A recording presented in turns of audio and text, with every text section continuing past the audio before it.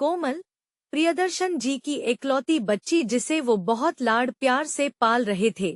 कोमल 7 साल की थी, लेकिन उसके पिता उसे अभी केवल 2 साल की समझते थे। प्रियदर्शन जी का बहुत बड़ा कारोबार था। शहर के बीचों बीच आलीशान कोठी, कई नौकर उनके घर की देखभाल करते थे, कई बड़ी बड़ी गाड़ियां, पैसों की कोई कमी नहीं थी। सुबह कोमल सो रही थी, तभी उसकी मम्मी कविता ने उसे उठाया। कोमल जल्दी से अपने पापा से मिलने आ रही थी, क्योंकि पापा चले जाते हैं, फिर रात को देर से आते हैं। वह सीढ़ियां उतर ही रही थी, तभी उसने देखा उसके पापा मैनेजर राधेश्याम को डांट रहे थे। राधेश्याम जी, आपको कितनी बार कहा है कि मुझे काम में लापरवाही नहीं चाहिए, लेकिन आप ठीक से काम ही नहीं कर रहे हैं। ऐसा है तो आपको नौकरी से निकाल देता हूँ। आपके जैसे बहुत से मैनेजर लाइन लगाकर खड़े हो जाएंगे।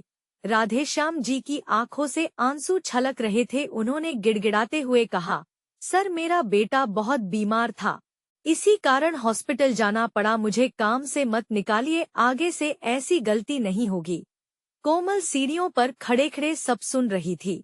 थोड़ी देर बात करने के बाद राधेश्याम जी चले जाते हैं। कोमल अपने पापा के पास आ जाती है। उसे देखकर प्रियदर्शन जी बहुत प्यार से कहते हैं, मेरा बेटा आ गया, आज तो बहुत जल्दी उठ गया। क्या बात है बेटी, कुछ उदास सी लग रही हो, किसी ने कुछ कहा क्या? यह सुनकर कोमल ने मुस्कुराते हुए कहा, नहीं पापा, किसी ने कुछ नहीं कहा है, बस आप वो राधेश्याम अंकल को डांट रहे थे, मुझे अच्छा नहीं लगा, बेचारे रो रहे थे। प्रियदर्शन जी ने कहा, बेटा तुम इन लोगों को नहीं जानती हो, ये लोग कोई ना कोई बहाना बनाते रहते हैं। आगे से मैं ध्यान रखूंगा कि तुम्हारे सामने ये सब न हो।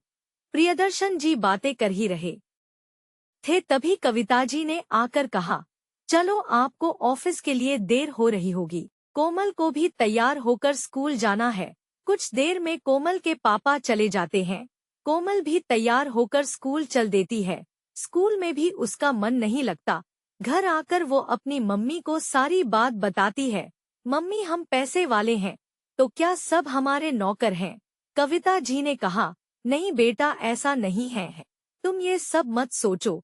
रात को कविता जी ने प्रियदर्शन जी से बात की और उन्हें सब बताया। वो बोले, मैं कोशिश करूंगा कि आगे से किसी को भी घर पर ना बुलाऊं। कुछ दिन बाद कोमल का जन्मदिन था। कोमल ने स्कूल की कुछ सहेलियों को पार्टी में बुलाया था। उनमें से एक बहुत गरीब घर की लड़की पायल भी थी। उसके पिता चौकीदार थे। पहले तो उसने मना कर दिया, लेकिन कोमल के जिद करने पर वह आने के लिए तैयार हो गए। दोनों बाप बेटी तैयार होकर कोमल के घर पहुंच जाते हैं। कोमल पायल को देखकर बहुत खुश होती है, लेकिन उसके माता पिता पायल और उसके पिता को देखकर बहुत गुस्सा हो जाते हैं। प्रियदर्शन जी कहते हैं, बेटा, ये कैसे लोगों से दोस्ती कर रखी है, इन्हें यहाँ से जाने के लिए कहा, नहीं तो मैं भी नौकरों से कहकर इन्हें बाहर करवा देता हूँ। कोमल बोली, क्या हुआ पापा, पायल मेरी सबसे अच्छी दोस्त है। कविता जी कहती हैं, बेटा, दोस्ती बराबर वालों में की जाती है, ये हमारे लायक नहीं है। इनकी बातें सुनकर पायल और उसके पिता वापस चले जाते हैं। कोमल को ये सब बहुत बुरा लगता है। वह किसी से बात नहीं करती। अगले दिन से वह खाना पीना सब छोड़ देती है। शाम तक उसकी तबीयत खराब होने लगती है। उसके माता पिता शून्य परेशान हो जाते हैं। वे कोमल को बहुत मनाने की कोशिश करते हैं, लेकिन कोमल नहीं मानती। वे डॉक्टर को भी बुलाते हैं। डॉक्टर कुछ दवाइयाँ देता है, लेकिन कोमल दवा भी नहीं खाती। इसी तरह 2 दिन बीत जाते हैं। कविता जी का रो रो कर बुरा हाल हो जाता है। कोमल बेहोश सी होने लगती है। अपनी बच्ची की ऐसी हालत देखकर प्रियदर्शन जी बहुत परेशान हो जाते हैं। बड़े से बड़े डॉक्टर भी जवाब दे देते हैं। कविता जी बहुत मुश्किल से कोमल से बात करती हैं। कोमल उन्हें बस इतना ही कहती है, मम्मी, मैं गरीब होना चाहती हूँ, जिससे किसी गरीब का दिल न दुखा पाऊं। यह सुनकर उसके मम्मी पापा को गहरा धक्का लगता है।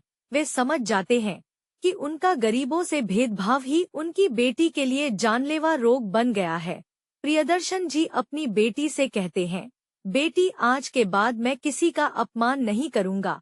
कविता जी भी उसे समझाती रहीं। प्रियदर्शन जी उसे छोड़कर स्कूल पहुंच गए। वहां प्रिंसिपल को सारी बात बताई। उसके बाद वे पायल को लेकर उसके घर गए। प्रियदर्शन जी ने कहा, भाई जी मुझे माफ कर दो, मैंने उस दिन आपका अपमान किया था। मेरी बेटी उसी दिन से खाना पीना छोड़कर बीमार पड़ी है। मुझे पर एक एहसान कर दो, मेरे साथ चलो। पायल के पिता पायल को साथ लेकर उनके घर पहुंच गए। पायल ने कोमल से कहा, देख मैं आ गई, तेरे पापा मुझे लाए हैं और अब वे कभी गुस्सा नहीं करेंगे। प्रियदर्शन जी ने कहा, बेटा अब तो कुछ खा ले, देख मैंने अपना घमंड छोड़ दिया है। अब मैं अपनी सारी दौलत गरीबों में बांट दूंगा। तू भी अपनी जिद छोड़ दे। कोमल ने हाँ में सर हिलाया। उसके बाद डॉक्टर ने कोमल को जूस पिलाया, फिर कुछ खाने के लिए दिया। प्रियदर्शन जी ने पायल के पिता को अपने पास ही में एक घर बनवा कर दे दिया। उस दिन के बाद से उनको जितना भी फायदा होता बस अपने खर्चे लायक रख कर सब दान कर देते थे। बेटी की जिद ने एक पिता को जिंदगी का सबक सिखा दिया।